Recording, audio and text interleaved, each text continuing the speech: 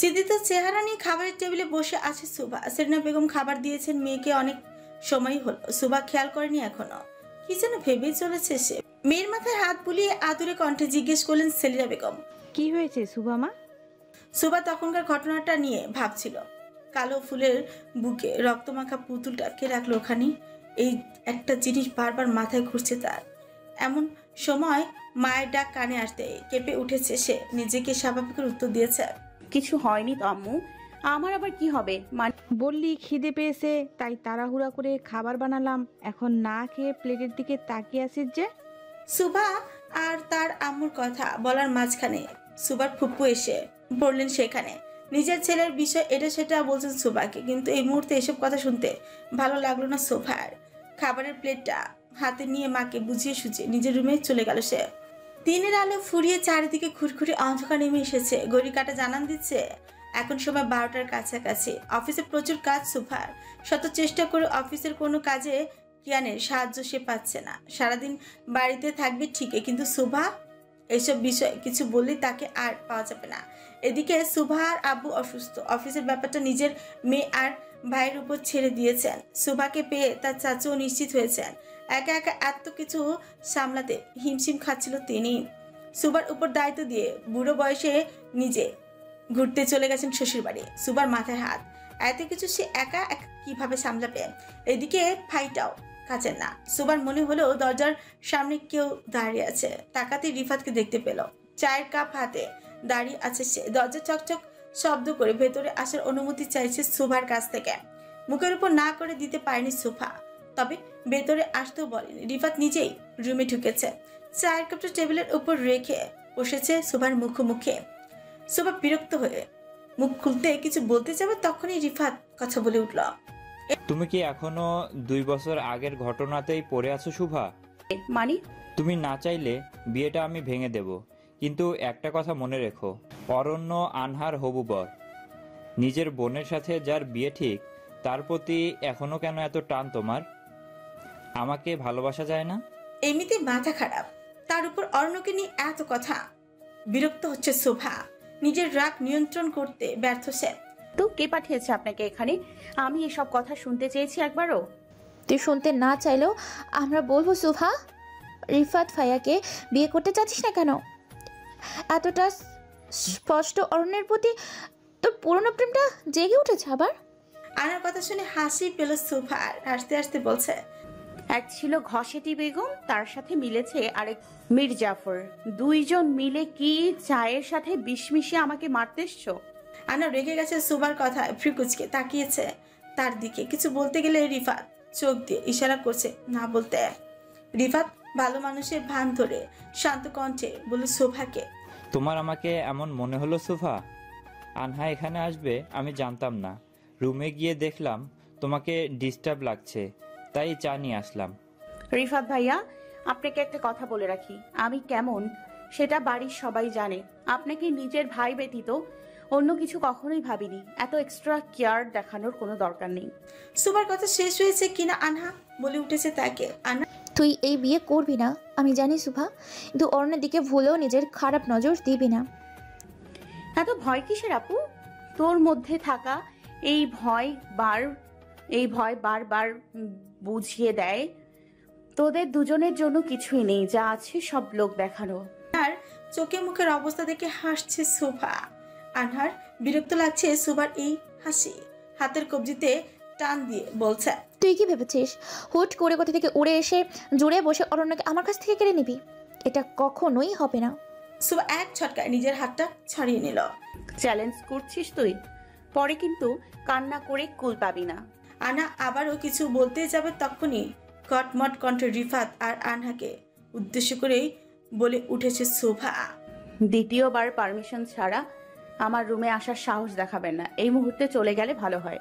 মুখের উপর এমন কথা বলে দেওয়া অপমান বোধ হলো রিফাতের। কথা না বাড়িয়ে চলে গেল শোভার রুম থেকে। কিয়ান এসেছে এই মাত্র। এখন ভাই বোন দুজন মিলে অপমান করবে আনহাকে। শোভার দিকে রাগী দৃষ্টিতে একবার তাকে সেও চলে গেছে রুম থেকে। কিয়ান চিপস খাচ্ছিল। শোভার দিকে চিপসের প্যাকেটটা বাড়িতে বলে, চিপস খেয়ে মাথা ঠান্ডা কর। মাথাটা প্রচন্ড ব্যথা করছে শোভার। মাথায় হাত দিয়ে চেপে কিয়ানের দিকে তাকিয়ে পড়ল। চিপস খেলে মাথা ঠান্ডা হয়? হ্যাঁ, এই স্পেশাল চিপসটা আমি বানিয়েছি, খেয়ে দেখ। মাথা ঠান্ডা না হলে বকুনি দিয়ে দিস। যাও তো ভাইয়া, বিরক্ত করো না। ভালো মানুষের দাম নাই এই জগতে। যাই হোক, এখন বল শকুন দুইটা কেন এসেছিল? ওদের কথা ছাড়ো, তুমি আমাকে বলো, তুমি কি আমার সাথে প্রতিদিন অফিসে যাবে? আমাকে কাজে সাহায্য করবে? সুভার বলতে দেরি কিয়ানের রুম থেকে চলে যাওয়ার জন্য পা বাড়াতে দেরি হয়নি। সুভা কিয়ানকে আটকেছে। কিয়ান না পেরে বসলো বেডে। এটা সেটা বলে যাচ্ছে সুভা। কিয়ান পাত্তা দিচ্ছে না, সে চিপস খেতে ব্যস্ত। সুভাদের বাড়ির গেটের সামনে দাঁড়িয়ে আছে একটা কালো রঙের কার। গাড়ির সাথে হেলান দিয়ে দাঁড়িয়ে ফোন ঘাটছে অরণ্য। পাশেই তার আদৃশ। বেচারাকে ফোন দিয়ে ডেকে এনেছে। ভয়ে খাবার খেয়ে হাতটা পর্যন্ত ধুয়ে আসেনি। অরণ্যর কথা শুনে মনে হয়েছে কি না কি হয়ে গেল। হসপিটালের এক সিরিয়াস পেশেন্টের দায়িত্ব ছিল আদৃশের উপরে। ওনার আবার যা যা অবস্থা, এক নাগারে এত সময় হসপিটালে পড়ে থাকতে ভালো লাগছিল না, তাই এসেছিল নিজের বাসায়। গোছাটা করে খাবারের প্লেট হাতে নিয়ে বসেছে কিনা অরণ্য তাকে ফোন দিয়ে বলছে, কি করেছিস তুই বজ্জাত? তাড়াতাড়ি এসে দেখে যা। কি কি করেছি ভাই? করেছিস তো বিশালের কাহিনী, না আসলেই মিস। রাখলাম, জানতে চলে আসো আমার দেওয়ার ঠিকানায়। সেই যে আসলো। এখনো দাঁড়িয়ে আছে সুভাদের গেটের সামনে। আদৃশ ভালো করে বুঝতে পারছে অর্ণর মতলব। অর্ণর কাজে সে কি চাইছে বোঝা মুশকিল। এই দেখা যায় সুভার প্রতি আকাশ সমা ঘৃণা। তবে অর্ণ যে কি পরিমাণ অবসেসড সুভার প্রতি, এটা এই 2-3 বছরে ভালোভাবে জানা হয়ে গেছে আদৃশের। নইলে কি আর তাকে দেখার জন্য এত রাতে বাড়ির সামনে দাঁড়িয়েছে? আদৃশের নিজের প্রতি মাঝে মধ্যে রাগ হয়। কেন সেদিন আনার কথায় অমন বোকামি করতে গেল? কতবার বলতেছে ফিরে এসেছে সে শুধু বন্ধুত্ব নষ্ট হয়ে যাবে বলে। আদৃশ অরণ্যর কাঁধে হাত রাখলো, জিজ্ঞেস করলো তাকে, তুই ঠিক কি চাইছিস অরণ্য? ফোন থেকে চোখ সরিয়ে আদৃশের পানে তাকালো অরণ্য। চোখে মুখে রাগী ভাব সরিয়ে মুখে হাসি টেনে বলল, আমি চাইছি খুব তাড়াতাড়ি আমার সন্টু মন্টু সোনাদের পৃথিবীতে আনতে। এর জন্য আগে তাদের আম্মুকে পটাতে হবে, তারপর বিয়ে। দিনে 3 বার বাসর। এই কাজগুলো সারলেই না মিশন সফল হবে। মজা করছিস? তুই এখনো শুভাকে আগের মতোই পছন্দ করিস, এটা আমাকে বোঝাতে আসবি না। অরণ্যের প্রতি উত্তর করলো না। রাগ তো আছে তার, আপাতত দূরে সরিয়ে রেখেছে। সুভাদের বাড়ির ভেতরে যেতে যেতে হাতের ফোনটা আদৃশের দিকে উড়িয়ে দিয়েছে, সাথে সাথে লুফিয়ে নিয়েছে আদৃশ। থাক এখানে, আমার লাভ বার্থডের সাথে অর্ধেক বাসর করে আসছি। আমার বউয়ের চুল পাকনা ভাই, বিরক্ত করতে আসলে পাছায় লাথি মেরে গাড়ির ডিকিতে ভরে দিবি। এত রাতে বাড়ির ভিতরে ঢুকবি কিভাবে তুই? অরণ্য বিরক্ত হলে বারবার তাকে ডাকায়। মাথা ঘুরিয়ে আদৃশের দিকে তাকে উত্তর দিল, অরণ্য দ্য গ্রেট বয় সব পারে, বলতে লজ্জা লাগলেও তোকে বলছি। শোন, আগের জন্মে আমি নাম করে ডাকাত ছিলাম। তুই ছিলি আমার একমাত্র চেলা, কালো মানিক। এসব দরজা জানালা ভাঙা আমার কাছে 2 মিনিটের ব্যাপার। আমার ভক্ত হয়ে তুই আবার জিজ্ঞেস করছিস? ক্ষমা করে দে ভাই, যা তুই অর্ধেক বাসন সেরে আয়, আমি পাহারা দিচ্ছি। এই তো ভালো ছেলে, সুন্দর বউ পাবি, দোয়া করে দিলাম। রাত প্রায় 1টা বাজে। কাগজপত্র ফাইল সব টেবিলে বিছানায় ছড়িয়ে ছিটিয়ে রেখে কাউচের উপর শুয়ে আছে সুভা। অরণ্য রুমে ঢুকে এদিক সেদিকে তাকিয়ে দেখলো অরণ্যকে এখন পর্যন্ত আসতে কম কষ্ট করতে হয়নি। অনেক চেষ্টা করে তবে এই অবধি এসেছে। এত রাতে কেউ দেখেনি। সত্যি সত্যি তাকে ডাকাত বানাতে 2 মিনিটও সময় নিবে না। অরণ্যের চোখ আটকে গেল কাউচে শুয়ে থাকা সুভার দিকে। ফর্সা মুখটাতে মাথার চুলগুলো এলোমেলো পড়েছে। পরনে থাকা কালো রঙের টি শার্টটা একটু বেশি উপরে উঠে গিয়েছে। এতে করে সুভার মসৃণ সুন্দর উদর স্পষ্ট দেখা যাচ্ছে। অর্ণ এগিয়ে এসেছে সুভার কাছে, হাঁটু গেড়ে বসেছে মেঝেতে। পা থেকে মাথা পর্যন্ত ভালো করে দেখলো সুভাকে। কান দিয়ে গরম ধোঁয়া বের হচ্ছে তার। অরণ্য নিজেকে সামলাতে ব্যর্থ হচ্ছে বারবার। ঘুমন্ত সুভাকে কোলে তুলে নিয়েছে অরণ্য। বেডে শুয়ে দিয়ে সুভার ঠিক পাশটা শুয়েছে সে। আঙুল দিয়ে সুভার গোলাপি ঠোঁটে স্লাইড করে বলছে, love but very soon I will make you cry with the pain of my love. Minute কয়েক কেটে গেছে সুভার। মনে হচ্ছে কেউ তাকে আষ্টে পৃষ্ঠে জড়িয়ে রেখেছে নিজের ঠোঁটের স্পর্শ এঁকে দিচ্ছে পুরো মুখ জুড়ে, কিন্তু চোখ খুলে তাকানোর শক্তিটুকুও পাচ্ছে না। ভোর হতেই ঘুম ভেঙে গেছে সোফার। আজকে তাড়াতাড়ি অফিসে যেতে হবে তাকে, কারোর সাথে দেখা করার আছে। সেই সকাল থেকে ফোন দিয়ে যাচ্ছে সাব্বির। তাড়াহুড়ো করে জামা কাপড় হাতে নিয়ে ওয়াশরুমে গেছে সোফা। শরীরে পানি পড়তেই তীব্র জ্বলন অনুভব হলো তার। গায়ে, কাঁধে, এমনকি পেটের অনেক জায়গায় কেমন লালচে দাগ পড়ে গেছে। মনে হচ্ছে বিড়াল আছড়ে দিয়েছে। কিন্তু বাড়িতে বিড়াল আসবে কোথা থেকে? চিন্তিত মুখ নিয়ে আয়নার সামনে দাঁড়ালো সোফা। কি গলায় এমন লালচে দাগ কিভাবে হলো? যতটুকু মনে আছে, ঘুমানোর আগেও তো এরকম আঘাতের কোনো চিহ্ন শরীরে ছিল না তার। চোখ বন্ধ করে রাতের ঘটনা মনে করার চেষ্টা করে সোফা। কিছুই মনে পড়ছে না এই মুহূর্তে। এইসব চিন্তা মাথা থেকে ছেড়ে ফেলে দিলে আপাতত তাকে অফিস যেতে হবে। অন্য বাড়ি থেকে তার হসপিটাল বেশ খানিকটা দূরেই বলা চলে। তার ড্রাইভার গাড়ি নিয়ে অন্য কোথাও গিয়েছে কোনো কাজে। এদিকে হসপিটালে থেকে অন্য ডক্টর সহ পেশেন্টের বাড়ির লোক একের পর এক ফোন দিয়ে যাচ্ছে তাকে। অলরেডি খুবই বিরক্ত আকাশের কাজে। ফোনটা তুলতেই হুঙ্কার ছেড়ে বসে উঠেছে আকাশকে। কিরে ঝাক্কাসের বাপ আক্কাস, এত সময় লাগে আসতে? 5 মিনিটের মধ্যে না আসলে নিজ দায়িত্বে তোর বউকে নতুন ড্রাইভার কাশেমের সাথে বিয়ে দিব। আকাশ কাঁদো কাঁদো কণ্ঠে জবাব দিয়েছে অরণ্যর কথার।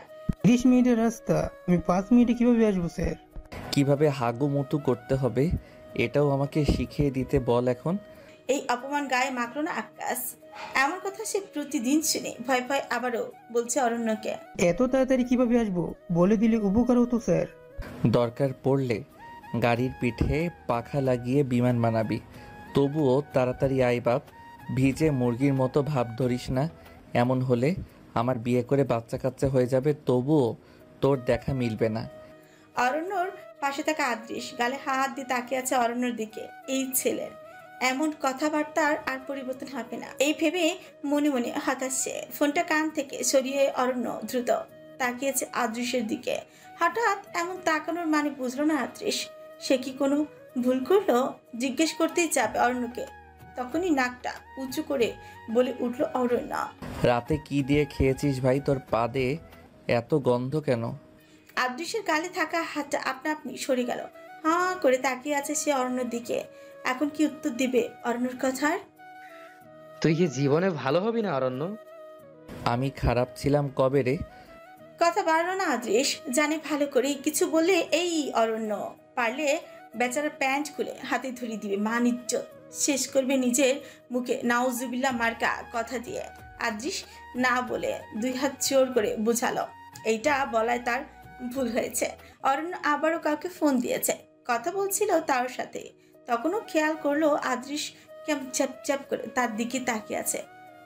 ফোনটা কান থেকে সরিয়ে আদৃশের কাঁধে হাত রেখে অরণ্য জিজ্ঞেস করলো তাকে। মনে মনে আমাকে বকছিস তাই না? আমি আগে থেকেই জানি তুই একটা মিনমিনে বজ্জাত ছেলে। আমাকে আর কি কি উপাধি দেওয়া বাকি আছে ভাই? দিয়ে আমাকে ধন্য করো। অরণ্য হাসলো আদৃশের কথা শুনে, তবে বুঝতে দিল না এটা। সুমা অফিসে এসেছে মাত্র। সাব্বির এসে জানালো এক্ষুনি তাকে মিটিংয়ে জয়েন করতে হবে। তাড়াহুড়ো করে তখনই মিটিংয়ে জয়েন করলো সুফা। ফিরে এসেই দেখা পেল কিয়ানের। অফিসের এত কাজে বিরক্ত প্রায় সুফা এখন ভালোভাবে বুঝতে পারছে তার বাবা আর চাচারা কত কষ্ট, কিভাবে এসব সামলাতেন। সুভা তো এই কয়েকদিনই নাজেহাল অবস্থা। চেয়ার টেনে বসে কিয়ানকে জিজ্ঞেস করলো সোফা। আজকে সূর্য কোন দিকে উঠেছে ভাইয়া? প্রতিদিন যেদিকে ওঠে। আমি ভাবলাম আজকে সূর্য ভুল করে পশ্চিম দিকে উঠেছে। আপনার এহেন ভাবনার কারণ কি রানী ভিক্টোরিয়া? রাজকুমারের পায়ের ধুলো অফিসে পড়লো যে। তোর জন্য খাবার নিয়ে এসেছি। বাইরের ভুলভাল খাবার খেয়ে শরীর খারাপ করলে অফিস সামলাতে হবে এই বলে তোর বাপ চাচা 2 জন আমার পিছে পড়বেন। আমি এসব পারবো না ভাই। খেয়ে দিয়ে সুস্থ থাক। পারলে নিয়ম করে 3 বেলা রাগিনীকে ভাইয়ার হয়ে বুঝবি। কিয়ান কথাটা বলা শেষ করেছে কিনা তখনই রিং বেজে উঠেছে সুভার ফোনে। সুভা ফোনটা হাতে নিতেই কেড়ে নিয়েছে কিয়ান। ফোনটা ধরবে কিনা ধরবে না এটা ভাবতে ভাবতে কত কেটে গেল। কিয়ান অপেক্ষা করছে আবারও কিরণ ফোন দিবে আর সে ধরবে, কিন্তু কল না দিয়ে মেসেজ পাঠালো কিরণ। সুভার ফোন লক করা নেই, তাই দেখতে অসুবিধা হয়নি কিয়ানের। উচ্চ করে মেসেজটা পড়লো সে। মুহূর্তেই চোখের মুখের ভাব পরিবর্তন হয়ে গেল তার। কপাল কুঁচকে রাগী দৃষ্টিতে তাকিয়ে আছে ফোনের স্ক্রিনের দিকে। রাগে কিয়ানের ফর্সা চেহারাটা ঘুটঘুটে অন্ধকার নেমে এসেছে। সহসা চোখ দুটো লাল হয়ে গেছে তার। সুভা দেখতে পাচ্ছে সবটাই। হঠাৎ কিয়ানের এমন আচরণের মানে বুঝলো না সে। প্রচন্ড রাগে হাতে থাকা ফোনটা দেয়ালে ছুঁড়ে মারতে চাইলো সুভা। চিৎকার দিয়ে বলে উঠেছে, ভাইয়া একদম না, ওটা আমার নতুন ফোন, ভাঙলে এমন অভিশাপ দেব এই জীবনে আর বউ পাবে না। কিয়ানের হাত থেমে গেল। ফোনটা রেখে দিল টেবিলে। চেয়ার টেনে বসলো সে। কিয়ানের চোখে মুখে রাগ স্পষ্ট। নিজের মাথার চুল দুই হাত দিয়ে খামচে ধরেছে সে। চিন্তিত হয়ে ভাইয়ের কাছে গিয়ে জিজ্ঞেস করলো সুভা, কি হয়েছে ভাইয়া? মাইগ্রেনের ব্যথা বেড়েছে আবারও? মাথা নাড়িয়ে না সুযোগ উত্তর দিল কিয়ান। এবার সুবার আরো বেশি ভয় হচ্ছে। এমন কি হলো কিয়ানের? হঠাৎ এমন করে পাগলের মতো আচরণ করছে কেন সে? আবারও কিয়ানকে জিজ্ঞেস করতে গেলে সে নিজেই বলে উঠেছে, রাগিনীর বিয়ে হলে আমি মরে যাবো সুভা। ভাইয়ের মুখে এমন বাপ্পারাচি মার্কা কথা শুনে হাসি পেল সুভার। শত চেষ্টা করে হাসি আটকাতে ব্যর্থ হলো সে। এদিকে চিন্তার মধ্যে থাকা কিয়ানের সুভার এমন হাসি পছন্দই হলো না। রেগে তাকে বলল, সমস্যা কি সুভা? আমি চিন্তায় মরছি আর তুই হাসছিস? ইয়ে মানে আর হাসবো না। একটা কথা বলো, তুমি কবে থেকে কিরণের জন্য এমন পাগল হলে? সুভার প্রশ্নে কিয়ানের সোজাসাপটা উত্তর, আমার রাগিনী যখন ললিপপ হাতে নিয়ে ঘুরতো তখন থেকে। কিরণ জানে এটা? ও হলো টিউবলাইট। কতবার কথা দিয়ে বুঝিয়েছি কিন্তু উনি বুঝেন না। এত কথা না বলে আমাকে পারলে সাহায্য কর। বলুন জাহাপনা, কিভাবে সাহায্য করতে পারি আমি আপনাকে? কিয়ান হুট করে উঠে দাঁড়িয়ে সুভার হাত দুটো ধরে বসলো। ইনোসেন্ট ফেস করে বলল, তুই গিয়ে আম্মু আব্বুকে বোঝাবি যেন আজই আমাকে বিয়ে করিয়ে বউ এনে দেয়। বউ হবে রাগিনী। আবারও কিয়ানের বাচ্চাদের মতো কথা শুনে হাসি পেল সুভার। সিরিয়াস মুহূর্তে হাসলো কিয়ান, আবার রাগ করবে। বউ কষ্টে নিজের হাসি আটকে রেখে বলল সুভা, তারপর কি হবে? ছোট আম্মু আর চাচু ঝাঁটা হাতে নিয়ে দৌড়াবে আমাকে। কিয়ানের মনে হলো সুভাকে তাকে ইনডাইরেক্টলি বলছে সাহায্য করবে না। মেজাজ দেখিয়ে হাতে থাকা নিজের ফোনটাই ছুঁড়ে মেরেছে দেয়ালে। সাথে সাথে কাঁচ ভাঙা শব্দ হলো। তাকে দেখলো সুভা। দেয়ালে ঝুলানো তার আব্বুর আর চাচুর ছবিটা কাচের ফ্রেম ভেঙে নিচে পড়ে আছে। কিয়ানের এমন কাজ ভালো লাগলো না সুভার। নিজেরও মেজাজ ভালো নেই। রাগ দেখিয়ে চলে যেতে বলেছে কিয়ানকে। কিয়ানের চোখে মুখে রাগ ফুটে উঠেছে। গট গট করে হেঁটে সুভার কেবিন থেকে বেরিয়ে গেছে সে। স্টাফরা সবাই তাকিয়ে আছে কিয়ানের যাওয়ার দিকে। কি হলো কেউই বুঝতে পারলো না। কিয়ান মাত্রই অফিস থেকে বেরিয়েছে, তখনই এসেছে আনহা। অসাবধানতায় ধাক্কা লাগে দুজনেরই। কিয়ানের মুখে দেখে স্পষ্ট বোঝা যাচ্ছে কোনো কারণে রেগে আছে সে। আগুনে ঘি ঢালার মতো কাজ করে বসলো আনহা। প্রিয় বোনের সাথে ঝগড়া হয়েছে বুঝি? মাথা খারাপ করবি না, নিজের কাজে যা। আমি সত্যি কথা বলে দিই তো তাই গায়ে লাগে। এনিওয়ে, শুনলাম কিরণকে আজকে পাত্র দেখতে এসেছে, জানিস তুই? শুভ বলেছে এটা। এমনিতে কিয়ান বিরক্ত। তারই মধ্যে আনহার এমন খোঁচা মারা কথা সহ্য হলো না আর। আনহা ভালো করে জানে কিয়ান ছোটবেলা থেকে কিরণকে পছন্দ করে। ইচ্ছে করে কিয়ানকে রাগানোর জন্য সে এইভাবে বলেছে। ফ্রিতে একটা অ্যাডভাইস দিই, শুন। সময় থাকতে ভালো হয়ে যা, ভালো হতে টাকা লাগে না। কিয়ান চলে গেল। তখনই কিয়ানের যাওয়ার দিকে তাকে বাঁকা হাসছে আনহা। মনে মনে বলছে, ভালো তো হতেই চাই, কিন্তু তোমরা সেটা হতে দিলে কোথায়? মাথায় হাত দিয়ে চেয়ারে বসে আছে সুভা। একটু আগে ওভাবে কিয়ানকে চলে যেতে বলেছিল। এখন খারাপ লাগছে। এখন নিজেরই খারাপ লাগছে। ফোনটা হাতে নিয়েছে কল দেবে বলে। তখনই মনে পড়লো কিয়ানের ফোনটা ভেঙে পড়ে আছে তার চোখের সামনে। তখনই ওভাবে হেয়ালিপনা করলেও সুভা ভালোভাবে জানে কিয়ান কতটা পাগল কিরণের জন্য। কিয়ান তার ভাই কম, ফ্রেন্ড বেশি। কিরণের প্রতি ভাইয়ের ভালো লাগার বিষয়টি বুঝতে সমস্যা হয়নি তার। দরজা ঠকঠক আওয়াজে ধ্যান ভাঙে সুভার। সাব্বির কতগুলো ফাইল হাতে দাঁড়িয়েছে দরজার সামনে। এই ছেলেটার আচরণে বারবার মুগ্ধ হয় সুভা। সুভার আব্বু চাচুর মতো তাকেও খুব বেশি মানে সাব্বির। সুভা মুখে হাসি টেনে সাব্বিরকে ভেতরে আসতে বলল। ফাইলগুলো সুভাকে বুঝিয়ে দিয়ে চলে যেতে চাইল সাব্বির। তখনই মনে পড়লো আজকের বিজনেস ডিলের কথা। সুভার চাচুর আজকে অন্য একটা কোম্পানির সিওর সঙ্গে দেখা করতে যাওয়ার কথা, কিন্তু অফিসে আসা তো দূরের কথা, উনি তো বাড়িতেই নেই। সুভা যাওয়া ছাড়া আর কোনো উপায় নেই এই মুহূর্তে। সাব্বিরকে আসছি। বলে পাঠিয়ে দিয়েছে শুভা। বাড়িতে এসেছে পরপর বাবার মুখে শুনেছিল আগে নাকি অহনা অফিসের সবটাই সামলাতো, কিন্তু শুভা আসার পর থেকে তার কোনো পাত্তে পাওয়া যাচ্ছে না। বিরক্ত লাগলো, এখন শুভাকে যেতে হবে। অরণ্য তার কেবিনে বসে আছে, এইমাত্র আসলো। সেই সকালে অপারেশন থিয়েটারে ঢুকেছিল, বেরিয়েছে। এখন সকাল যখন হসপিটালে আসছিল তখনই এক বাচ্চা মেয়ের সাথে দেখা হলো তার। এই মেয়েটাকে সে আগেও দেখেছে, চেনে ভালো করে। অরণ্যর একবার হাতে খুব ব্যথা লেগেছিল, বাইক নিয়ে বেরিয়েছিল সেদিন। ছোট্টখাটো একটা অ্যাক্সিডেন্ট হয়েছিল তার। ছোট্ট মেয়েটা তখন সাহায্য করেছিল অরণ্যকে, কিছু দিতে চাইলেও মেয়েটা বলেছিল আজকে সে সাহায্য করেছে, অন্য একদিন তার বিপদে অর্ণর থেকে সাহায্য চেন। আজকে সকালে হসপিটালে আসার পথে দেখতে পায় অরণ্য মেয়েটাকে কান্নারত অবস্থায় সবার থেকে সাহায্য চাইছে। বাচ্চা মেয়েটার চোখের পানি আর এমন অসহায়ত্ব দেখে খুব কষ্ট হলো তার। গাড়ি থেকে নেমে মেয়েটার কাছে গেল। মেয়েটা ভরসার আলো দেখতে পেল অরণ্যকে দেখে।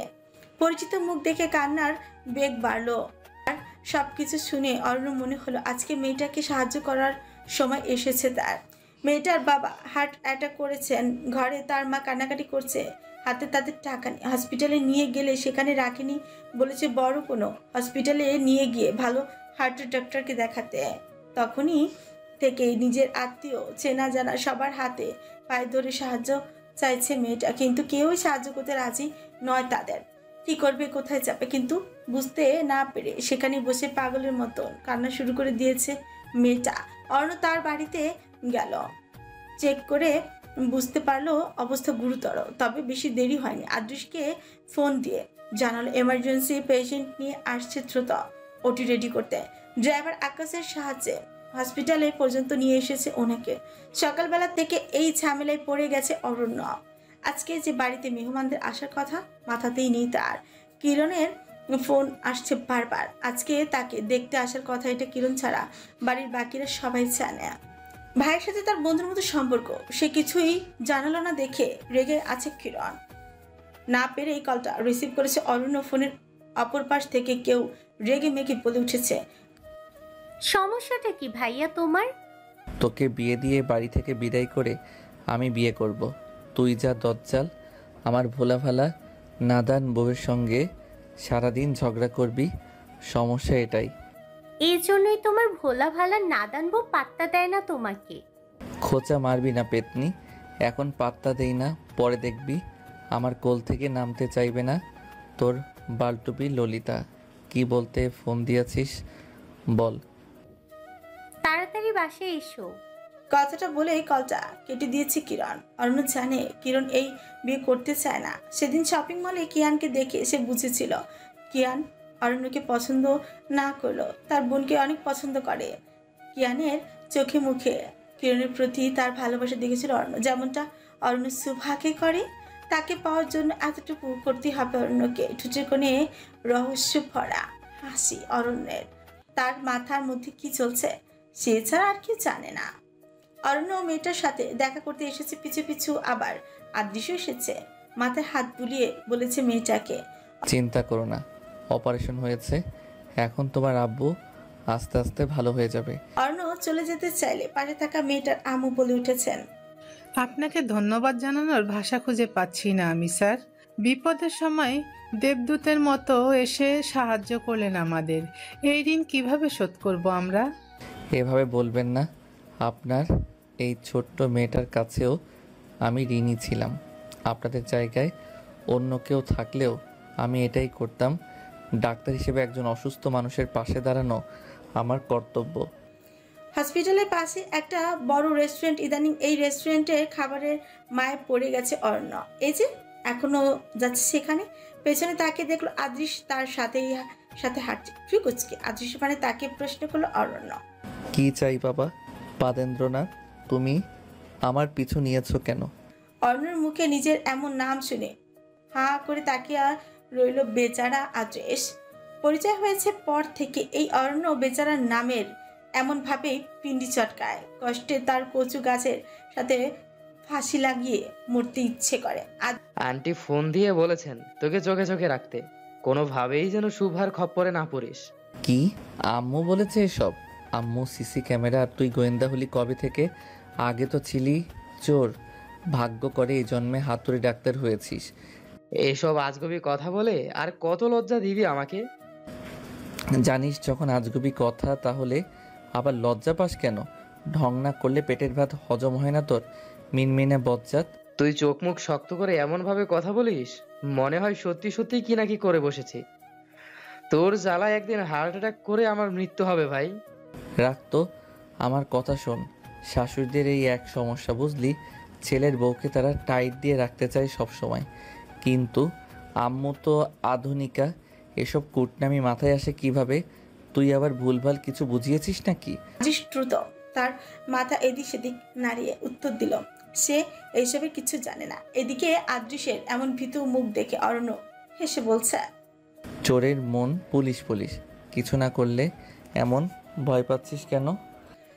ঘাবড়ালো আদ্রিস। অরণ্য কি কোনোভাবে জেনে গেল সেদিনের কথা? আদ্রিস ভুল করেছিল সেদিন আনহার কথায় মিথ্যে বলে ভুল বুঝিয়েছিল শুভাকে। অরণ্য আদ্রিসকে ভয় পেতে দেখে হাসল। রেস্টুরেন্টের দিকে হাঁটা লাগিয়ে আদ্রিসকেও তার সাথে আসতে বলল। শুভা বসে আছে সামনে, একটা কোম্পানির সিও সাব্বির আর ওনার অ্যাসিস্ট্যান্ট পাশে দাঁড়িয়ে। এসেছে প্রায় অনেকক্ষণ হলো, এবার তাদের যাওয়ার পালা। যে কাজে আসা সেটা কমপ্লিট। লোকটার নাম রাইয়ান চৌধুরী, বয়স তার খুব একটা বেশি না, অরণ্য থেকে খানিকটা বড়ই হবে অথবা তার বয়সী। লোকটার সেই তখন থেকেই তাকিয়ে আছে শুভার দিকে। কাজের কথা কমই হয়েছে, ওনার সব অ্যাটেনশন শুভার দিকে। অস্বস্তি হচ্ছে শুভার। সাব্বিরকে চোখ দিয়ে ইশারা করছে যত তাড়াতাড়ি সম্ভব চলে যেতে হবে তাদের। রাইয়ান টেবিলে থাকা অরেঞ্জ জুস গ্লাসটা বাড়িয়ে দিল শুভার দিকে। ইচ্ছে না থাকলেও ভদ্রতার খাতিরে শুভা সেটা হাতে নিল। তখনই লোকটার হাতের স্পর্শ লাগলো তার হাতে। রাইয়ান ছেলেটা ইচ্ছে করেই করেছে এমন। শুভা রেগে তাকালো, পরক্ষণে আবার বলছে ইচ্ছাকৃত এমনটা করেনি, ভুল হয়েছে। ভুল বুঝতে পেরেছে যেহেতু শুভাও মেনে নিয়েছে ওনার কথা। শুভা থেকে বেশ খানিকটা দূরে টেবিলে বসে থাকা অরণ্য সুজোড়া কুচকে তাকিয়ে আছে রাইয়ান ছেলেটার দিকে। হাতে থাকা কাচের গ্লাসটা এত জোরে চাপ দিয়েছে যে ভেঙে কাচের টুকরোগুলো অরণ্যর হাতে ঠুকে গেছে। আদ্রিস চিন্তিত হয়ে অরণ্যর হাতটি ধরে নিজের দিকে এনে বলল, পাগল হয়েছিস তুই? অরণ্য এক ঝটকায় নিজের হাতটা ছাড়িয়ে নিল আদ্রিসের থেকে। অরণ্য তাকানোর অনুসরণ করে আদ্রিসও তাকালো সেদিকে। বুঝতে বাকি নেই অর্ণর এমন আচরণের কারণ। পরবর্তীতে কি হতে চলেছে এটাও আন্দাজ করতে পারছে সে ভালো মতোই। শুভা উঠে চলে গেছে, পিছু পিছু গিয়েছে সাব্বির। রাইয়ান ছেলেটা তাকিয়ে আছে শুভার যাওয়ার পানে। শুভার ফোন আর রাইয়ানের ফোন দুটোই রাখা ছিল টেবিলে। হঠাৎই রাইয়ান খেয়াল করলো শুভা ভুলবশত নিজের ফোনটা রেখে ওনার ফোন নিয়ে গেছে। পাশেই দাঁড়িয়ে থাকা ওনার অ্যাসিস্ট্যান্টকে পাঠাতে চাইলো শুভারকে ডাকতে, পরে আবার মনে হলো নিচেই যাবে। উঠে চলে গেল লোকটি। বাইরে আসতে দেখতে পেল শুভার গাড়িটা এখনো রেস্টুরেন্টের পার্কিং এরিয়াতে রয়েছে, তার মানে আশেপাশে আছে। খুঁজতে খুঁজতে পেয়েও গেল শুভাকে। রাস্তার ওপারে দাঁড়িয়ে কারোর সঙ্গে হেসে হেসে কথা বলছে সে। রায়ান অপলক দৃষ্টিতে তাকিয়ে রইল, মনে মনে বলা, হাসলে মেয়েদের এত সুন্দর লাগে। প্রথম দেখাতে রায়ান এই ম্যাচিওর সুন্দর মেয়েটার প্রেমে পড়েছে তার সুন্দর কথার প্রেমে। কিন্তু প্রথম দিন কাউকে নিয়ে এত কল্পনা করা কি ভালো দেখায়? রায়ান আর কিছুই ভাবলো না, ফোনটা নিয়ে এগিয়ে গেল শুভার দিকে। শুভা একটু বিরক্ত হলো। প্রথম দেখাতে এই লোকটার এমন গায়ে পড়া ভাব তার ভালো লাগছে না। পরে যখন দেখলো তার ফোন নিয়ে এসেছে, মনে মনে আবার খারাপও লাগছে নিজের ভুলভাল ভাবনায়। কথা বলে ফোনটা শোভাকে দিয়ে রায়ান চলে যেতেই নিচ্ছিল। রোডের মাঝখানে আসতে হঠাৎ কোথা থেকে একটা গাড়ি দ্রুত এসে খুব কাছে ঘেঁষে চলে গেল। আঘাত লেগেছে রায়ানের, ছিটকে গিয়ে কিছুটা দূরে পড়ে গেল সে। পাকা রাস্তায় পড়ে হাত পা ছিলে গেছে, মাথা খানিকটা ফেটে গেছে ছেলেটার। চোখের সামনে এমন ঘটনা দেখে স্তব্ধ শোভা। চিৎকার দিয়ে উঠলো সে। সঙ্গে সঙ্গে আশেপাশে মানুষ জড়ো হয়ে গেল সেখানে। গাড়ির ড্রাইভিংয়ে সিটে বসে থাকা অরণ্যর দিকে হা করে তাকিয়ে আছে আদ্রিস। পেছনে তাকিয়ে আবারও অরণ্যের দিকে তাকিয়ে শুকনো ঠোক গিলে ভয় ভয় বলল, কি করলি ভাই তুই এটা? আদ্রিসের প্রশ্নে অরণ্য সুচে প্রত্যুত্তর দিল, আমার পোষা পাখিটার দিকে নজর দিয়েছে, ওই শালার চোখ দুটো উগড়ে নেয়নি এই অনেক। তাই বলে একটা ভালো সুস্থ সবল মানুষকে আত্মরা বানিয়ে রেখে আসবি? লোকটার খারাপ কিছু হয়ে গেলে নিজেকে ক্ষমা করতে পারবি তুই? কাত করে আদৃশ্যের দিকে তাকিয়ে বলল, হাঁসের মতো পক পক না করে চুপ থাক। বেশি কথা বললে প্রাইভেট পার্টে লাথি মেরে ছেলের মুখে আব্বা ডাক শোনার শখ গুছিয়ে দেব।